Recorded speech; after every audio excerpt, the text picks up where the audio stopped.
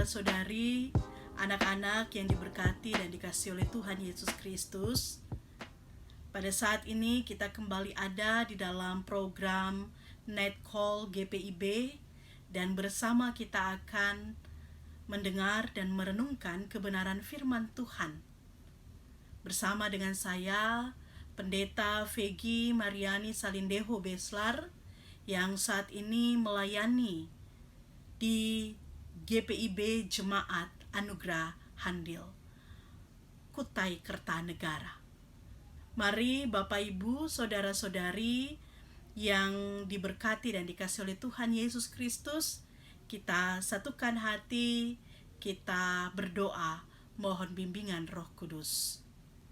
Ya Allah Bapa, di dalam Yesus Kristus, Sang Firman yang hidup, pada saat ini kami akan membaca dan merenungkan kebenaran firman-Mu.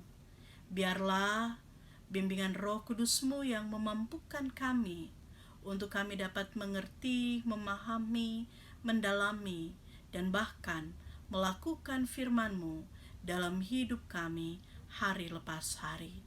Bersabdalah ya Tuhan, kami umat-Mu telah sedia untuk mendengarkan firman-Mu. Amin. Bapak, Ibu, saudara-saudari, adik-adik, anak-anak yang diberkati dan dikasihi oleh Tuhan Yesus Kristus, pembacaan kita pada malam hari ini terdapat dalam kitab Ulangan, pasalnya yang ke-22, ayatnya yang ke-9, yang menyatakan, "Janganlah kau taburi kebun anggurmu dengan dua jenis benih, supaya seluruh hasil benih yang kau taburkan dan hasil kebun anggurmu jangan menjadi milik tempat kudus." Demikianlah pembacaan Alkitab. Berbahagialah kita yang membaca, merenungkan, dan melakukan firman Tuhan. Terpujilah Kristus.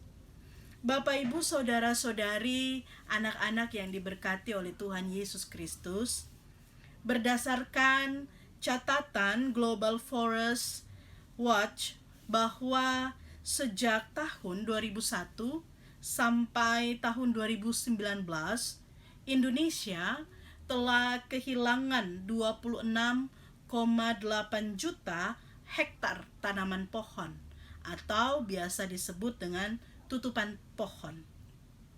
Jika sampai saat ini terus terjadi kehilangan tanaman pohon atau tutupan pohon, maka bencana alam seperti longsor, banjir, dan kekeringan akan lebih sering dialami di tengah-tengah kehidupan kita. Bisa dibayangkan, Bapak, Ibu, saudara-saudari, anak-anak yang diberkati oleh Tuhan Yesus Kristus, kalau kita tidak dapat lagi menikmati keindahan alam, tanaman-tanaman yang bertumbuh dan bermekaran, pohon-pohon yang hijau yang pernah ada. Seringkali kita berpikir dan beranggapan bahkan bahwa alam dapat memulihkan dirinya sendiri. Padahal apa yang sudah dirusak oleh manusia belum tentu bisa kembali seperti semula. Bapak, Ibu, saudara-saudari, anak-anak yang diberkati oleh Tuhan Yesus Kristus, firman Tuhan saat ini memberikan penjelasan dalam kehidupan beriman kita bahwa Allah memberi aturan yang rinci kepada umat tentang bagaimana umat dapat bercocok tanam dengan benar. Dengan pertama-tama, tanah harus diperlakukan dengan baik. Artinya tidak dieksploitasi secara besar-besaran. Yang kedua, jangan menabur dua jenis benih yang berlainan atau yang berbeda, sehingga itu tidak menghambat pertumbuhan benih tersebut dan tanah tetap ada dalam keadaan subur dan tidak mengalami kerusakan. Yang ketiga, dikatakan jangan menjadi milik tempat kudus. Apa artinya? Supaya tanaman atau tanah juga tidak tercemar dan tidak sia-sia apa yang telah ditanam. Dan lewat itu semua, umat diajak untuk tetap menjaga kekudusan tatanan alam yang Tuhan Allah anugerahkan. Bapak, Ibu, saudara-saudari, anak-anak yang diberkati oleh Tuhan Yesus Kristus. Dari firman Tuhan ini kita memahami bahwa Tuhan Allah begitu memperhatikan kehidupan umatnya, termasuk alam ciptaannya. Allah begitu peduli bahkan sampai pada hal-hal yang rinci, hal-hal yang detail tentang kehidupan alam ciptaannya. Sehingga kita selaku umat harus tetap berupaya menjaga alam ini dengan baik, menjaga kemurnian tanah di mana kita tinggal dan memperoleh makanan. Jika kita menanam, peliharalah tanaman itu dengan baik. Rawatlah tanaman itu dengan baik. Jangan hanya mengikuti tren atau musim saja, tetapi bagaimana kita merawat seperti kita merawat diri kita sendiri. Tanaman diperhatikan seperti kita memperhatikan tubuh kita sendiri, karena itulah bentuk ungkapan syukur kita atas alam, atas tanah yang Tuhan anugerahkan di dalam kehidupan kita. Tuhan Yesus memberkati kita. Amin.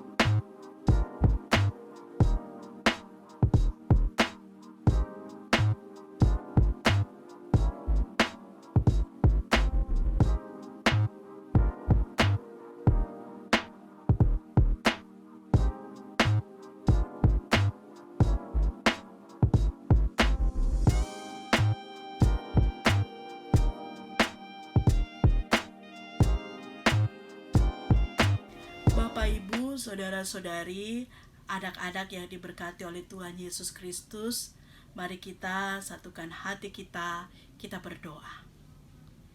Ya Allah Bapa, kami sungguh bersyukur untuk alam yang Engkau anugerahkan atas kami.